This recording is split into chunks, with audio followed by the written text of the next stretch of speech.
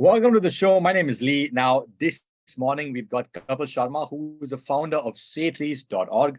Kapil was a software professional from Chhattisgarh who moved to Bengaluru around 11 years ago and was shocked at the rate the city green cover was vanishing.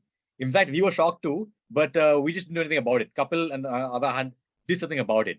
He started planting trees across the entire city during the weekends, fast forward 9 years later, where he has planted over 35,000 saplings all over Bangalore. Kapil, good morning, and thank you for joining the show this morning. Tell me more about yourself and, of course, Say Trees as well. Sure. So, some of the facts are wrong here. Is it fine if I correct it or? Yeah, please, let me know. Okay. Yeah, so, I moved to Bangalore back in 2001. Okay. And I was doing my engineering. Around 2005, 2006, I saw all the large trees were being brought down for various development projects. That's when I realized that if this continues, Bangalore will lose all of its green cover. Right. And the green cover was something I was so, I felt so good about it because for me, it was something new. I had never seen a city with so many trees. And I valued it a lot, right? And when I saw it being, it being brought down, that's when I felt bad about it. And I thought that I should at least do something about it, just for two reasons. The first reason that if I don't do something, I'll regret later that I could have done something when I had time. The second is if that continues, Bangalore will lose all of its green cover and it'll become like any other city where the temperatures are so high during summer, right? True. So because of these two main reasons, I thought something has to be done, right? And the best thing was to plant a tree. So that is what I did. I started planting trees back in 2007, started with one tree, met many nature lovers in this journey. We used to go, I remember back in 2007, we used to just go around and water the sapling we have planted every weekend. Right. Many nature lovers used to join. I remember bringing water tankers and, watering these saplings on Saturday mornings, and then again doing the same thing on Sunday mornings and so on. That continued from one sapling to 100 saplings to 1,000 saplings. And last year we have planted 800,000 saplings. 800,000 saplings? 8 lakh saplings. Beautiful. Okay. Amazing. And this year we hope to plant 30 lakh saplings, right? So what started with just one tree being planted in Bangalore, it has grown to so many saplings being planted across 10 states across the country. Okay. So as I always say, reward of good work is more work. That's what happened. When people saw the good work that was happening in Bangalore, they wanted to replicate the same in their own cities. And that's how it started to spread, right? It has been 16 years that it started from one sapling. And now we are hoping to plant 30 lakh saplings this year, right? And what started by planting one sapling in city and only thinking about trees in the cities, now we are doing major large scale projects with farmers in rural spaces, because we realize that we are planting trees we are doing in cities, right? We can do the same thing in rural space. We still get all the benefits that the trees are giving us. But what we are able to do with this is we are able to support our farmers with parallel income. So what we do is we are planting fruit bearing saplings with our farmers now. And these fruit bearing saplings are giving parallel income to farmers starting from the second year. And this is separate from their agriculture practices they do. So basically we are doing the same thing that we do in cities. It's just that we shifted the geography, we moved to rural spaces. But now the impact is huge because now we are able to support farmers with so much more, right? One of our farmers sold 6 tons of mango last year. Okay. Lovely. So you can imagine the impact, taking the trees to rural spaces doing, right? Yeah. So this is how it has evolved. This is how what we did has evolved, and we want to do more because of whatever has happened in the last 16 years. We are now having a vision of planting 1 billion trees by 2030, work with 2 million farmers, cover about 2 million hectares of land. So basically we are talking about a network of 20 lakh farmers with whom we'll plant 1 billion trees, and we'll be empowering these 20 lakh farmers with a parallel income. And when parallel income comes, environment benefits are invaluable, right? Trees bring invaluable environmental benefits. It's just endless. They bring benefit to the water table, they bring benefit to the soil, which again helps agriculture. right? Yeah. But now these trees are giving parallel income to the farmers, which is also motivating the farmer to take care of these trees, which means more survival rate, right? So Yeah. overall, it's such an amazing thing that we hope to create a network of 2 million farmers by 2030. And these 2 million farmers will be selling produce from their trees and their land as a collective, right?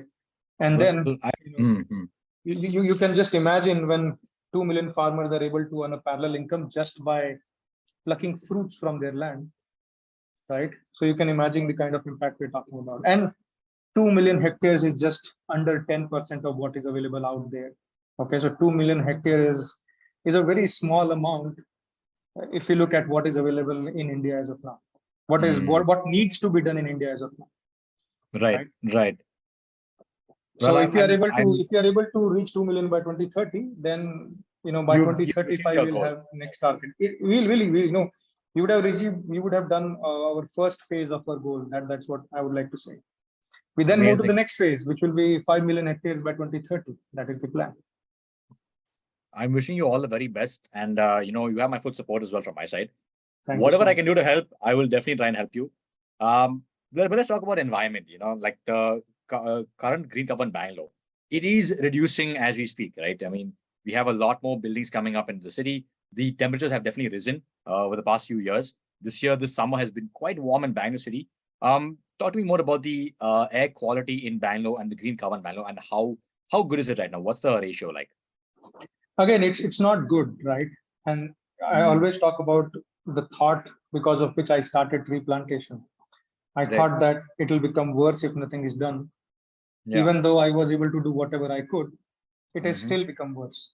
Because, for example, last year we planted 2 lakh saplings in Bangalore. Previous to that year also, we planted about 2 lakh saplings in Bangalore. But this is very less as compared to the rate at which the green cover is reducing, right? Factors can be many, right? There are many factors, right? It's not just the tree cover, right? The water cover is also reducing, right? Lakes are reducing and so on. It's not just one thing that causes all of these things around us. It's accumulation of multiple things happening around us: more vehicles, more people traveling, less water, and so on, less trees, right? So yes, it's I too feel that it's not at a good state, because Bangalore was known as the garden city, right? Yeah. Garden city of the nation, which I feel it's just deteriorating year by year, right? So I feel sad about it, but I just don't want to feel sad about it and just leave it. And that is why I'm just trying to make sure that Say Trees is planting as many trees every year in Bangalore and other cities like Bangalore, to make sure that the urban green cover is either increases or is at least retained, right? Decreasing is not an option. It should not decrease. It should not decrease. Yes, Yeah. very, very true. Apart from planting trees, what else can we do, so that we can maintain the green cover in the city?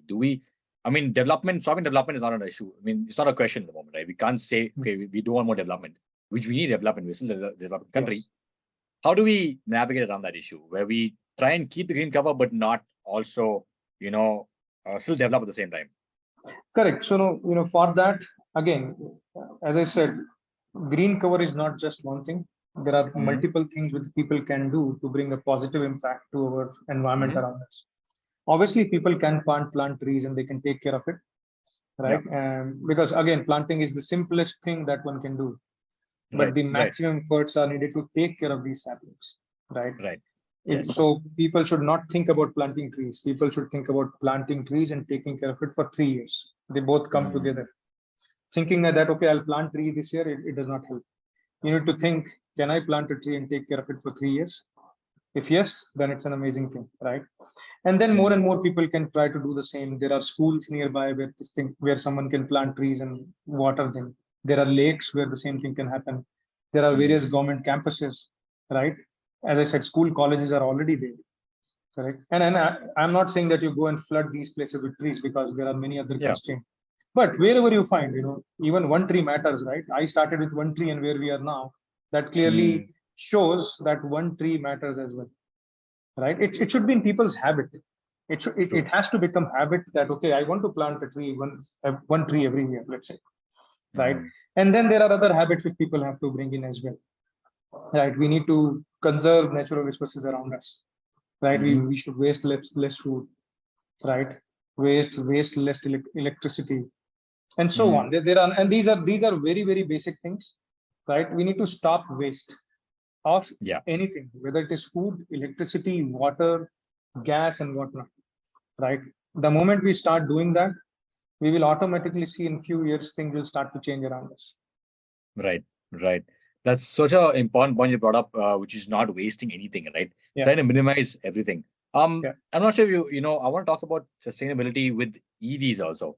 How important are electric vehicles to the entire pollution? Because I think also, the emissions produced by vehicles in the city are soaring. And that also, if you have a lot of trees, it will combat them, right? If you have EVs, will that also help the entire thing out? Now, there are different, I mean, EVs are still very new, right? But I was reading some articles somewhere where they were saying that the cumulative impact of EV is not that great. Okay.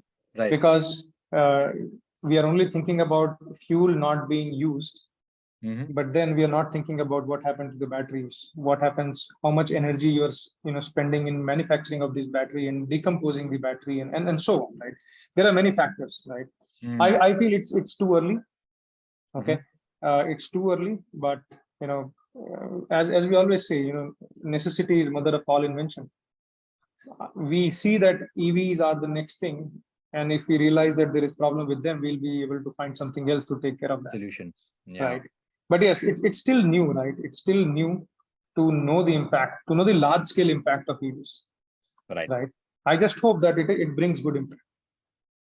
Well, same here. Fingers crossed. I hopefully, it does impact the world in the way we want it to impact. And before I let you go, Kapil, just any last words to the listeners out there and the viewers out there watching and listening? How can we do our small bit to save the environment and live sustainably? That's true. I think it's very important that everybody joins hand in this fight against climate change. It cannot be just a one man's fight. We need an army, right? And everybody just has to do a small bit, and people should not think that it is small. It is actually very big, because if each one of us is doing something or the other, and if we combine all of that, it will become huge. So, I just hope that everybody realizes that. And if you're seeing something around you, just act on it. Which means if you're seeing the air quality become bad, do something about it. Even if it is a small thing, but do something about it, right? And that is what happened to me. I planted one sapling, right? If I would have just thought, okay, what will happen with one sapling, I would have not reached 30 lakh sapling this year, right? So no effort is small. It will be amazing that everybody understands the importance of nature around us. It's impacting us. It's impacting us big way. People may not realize it, but it is. And I would just end with one statement that, Mother Nature neither forgets nor forgives. That's very, very true. And that's such a bold statement indeed. Thank you once again for joining me on these Environment Week talks.